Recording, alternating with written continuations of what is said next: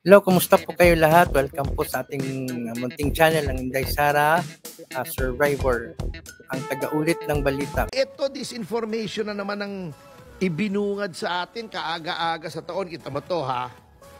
Sinasabi ng ating embahador sa Estados Unidos na si Babes Romualdez na hindi daw imbitado si Pangulong Marcos sa panunumpa ni incoming President Donald Trump dahil as a matter of policy, polisiya daw siguro ng State Department. Kasi ang Amerika wala pong Foreign Affairs Secretarian. Okay. Ang nagko-conduct ng foreign affairs, ang nagseset ng foreign policy ay ang Secretary of State. On the theory, tama naman, hindi lang theory, on the principle rather, that since the President as Chief Executive sets foreign policy, ang kanyang alter ego yung Secretary of State. Yun ang lumalabas na Secretary of Foreign Affairs sa atin. Secretary of State ang tawag. Okay. Mga ambassadors lamang daw ang inanyayahan para sa panunumpa ni Donald Trump. Okay, yun ang sabi niya. Kaya hindi po imbitado si Marcos, hindi dahil hindi believe sa kanyang Amerika. Ngunit wala pong mga heads of state, walang Pangulo, Prime Minister, Chancellor na imbitado. Yun ang sabi nila. Ngunit, eto ibinalita na ng mga media organization sa Amerika last month na may mga inimbitang mga presidente. Oh, eto mga heads of state na inimbita. Oh, si Chinese Premier Xi Jinping. Oh, talaga? Oo. Biro mo, may away pa nga ang China. Kasi sinabi naman ni Trump, gusto na naming makipagbati sa China. Ayaw na naming nagkakainitan kasi pangit para sa trade. Ayan. Sa ekonomiya. Oh, that's good. The first and the second biggest economies in the world mag-aaway, walang mangyayari. Walang mangyayari. Okay. Although, sabi ni Premier Xi, ay magpapadala ako ng high-level delegation. Wow. Mga matataas. Baka tinatamad lang siyang bumiyahe. Eto pa. Yung Pangulo ng El Salvador. Can you imagine El Salvador? At isang Latin American country na maliit lang naman dati, nagpapatayan dyan mga tao eh. May civil war dyan. Si Nayib Bukele. Ay inimbita rin. At ang Prime Minister ng Italy na si Giorgia Meloni. Giorgia Meloni. Sabi niya, nung dumating sa kanyang invitation, molto bene. Sabi niya, Italian very good. Molto bene. At sabi niya, sila ay nagkumpirma na dadalo. Etong si President Javier Milei ng Argentina. Kasi ayaw ni Donald Trump na umiiyak ang Argentina. Kasi sabi niya, don't cry for Argentina. Inimbitahin niya. O bakit na ganon? Sasabihin ng ating embahador, hindi, walang imbitadong pinuno. Puro ambassador lang. Pagkatapos, hindi naman pala totoo. Bakit ganon? Mas pangit, no? Bakit kasi nungalingan? Ngayon, wala akong sinasabi na dahil Romualdez ito ay hindi nagsasabi ng totoo. Non-sequitur po yun. Hindi po ganon. Illogical po yun na porket Romualdez ay sinungaling. Hindi po, wala po tayong sinasabing ganon. Pero, bakit ganito may panlinin lang? Kung hindi inimbita, di hindi inimbita. Kaya lang, magtataka ako na hindi imbitado. Alam niyo kung bakit? Sapagkat, di ba kinoconsider tayo na isa sa mga pinakamatigas na kaalyado Ayun. ng gobyerno. O, kita mo ha? Sabi, kita mo naman, tinawagan pa. Nakuryente tayo dyan. Tinawagan pa ni Pangulong Marcos si Trump para batiin, di ba? Oh, yes. Kinongratulate pa. Oy, congratulations, blah, blah, blah. Hinihintay niya. Parang hindi yata ako iniimbita nito, Tumawag pa naman ako. Opo. Di ba?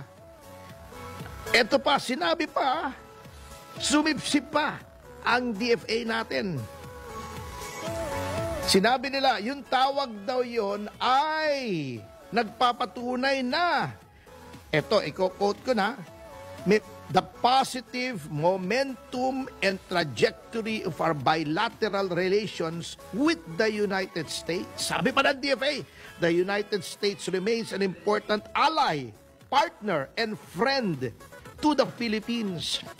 We look forward to working with the Trump administration to ensure that Philippines-U.S. relations continue to thrive, benefiting from the strong cooperation in security, defense, and economic partnerships, as well as broader engagement in other areas of mutual interest. Ang ibig sabihin, dinagpalit na ng presidente. Opo. Reading between the lines, tumawag tayo, uy, bago na ang presidente, tawagan natin. Parang sinasabi, Boss Donald, bagamat ikaw na ngayon ang presidente, tuloy natin yung ating relasyon na nandito kami bata mo ako. Pero ang sagot sa kanya, dead man. Talaga? Hindi inimbita. Kumbaga sa kwan, parang sumisip-sip ka. Opo. Sa amo mo bago hindi ka pinansin. Yun ang nangyari. Puro-puri pa, uy! Kami alay nyo kami. May special relations tayo. Tuloy-tuloy sa depensa natin. Paano ang problema natin? Inaway natin ang inaway ang China nung panahon ni President Biden. Yeah. Kasi yun ang direksyon ng foreign policy ni Biden. I-contain ang China, naglagay ng EDCA sites dito, naglagay ng missiles. O ngayon, ang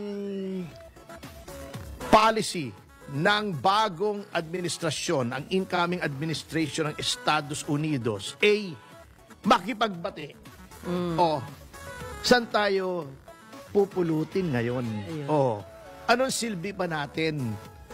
Iyon ang sinasabi na independent foreign policy dapat. Diyan tama si Pangulong Duterte. Kasi nga, katulad yan, nag-iba ang ihip ng hangin sa Washington. Masyado kang tumaya. You put all your eggs in one basket. Ayun. Yung mga itlog ng Pangulo, Marcos. Hindi, di ba eggs in one basket? Itlog. Sige, Yung sige. itlog niya, yung mga itlog niya, ay inalay na niya sa foreign policy ng Amerika noong panahon ni Biden. Ngayon, hindi na kailangan yung itlog niya. Yung mga itlog niya, di na kailangan.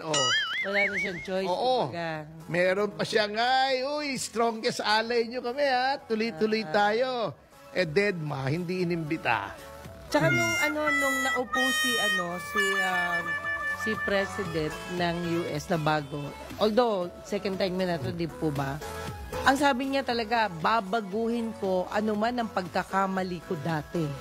Sinabi niya po yun. Ayun yung tumanim sa isip ko na, okay to. Ibig sabihin, iniintindi niya yung mga desisyon niyang mali na babaguhin niya to correct it. Alam This niya time. na sinabi niya yun, titi mo sa iyong isipan. Yes, tumimo talaga. Ayun, titi mo talaga sa iyong isipan. Oo nga, ikaw talaga. Ayun nga ang nagiging problema Yun. kung ikaw ay masyadong subservient. Yun. Di ba sinasabi doon sa Tama. sa 48 laws of power, pagtingin ikaw ay hawak na sila bali wala ka na, wala ka ng power. Yun ang nangyari dito. Can you imagine, bago magpapalusot sila, wala namang inimbitang heads of state. Opo. O mga ambassador, anong tawag mo nung sa Prime Minister ng Italy?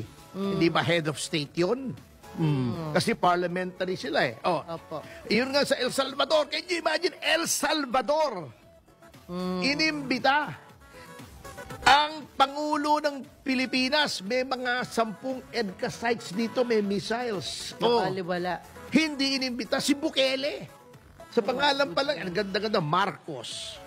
Ang ganda, Marcos, di ba? Ito, Bukele. Inimbita si Bukele. Hindi si Marcos. Di ba? Medyo conflict niya, no? Di ba? Sabi nila, importante ang Pilipinas kasi yan ay part ng broad coalition para hindi maghari-harian ang China sa South China Sea. Para ma-deter ang pag-invade sa Taiwan. Kailangan kayo.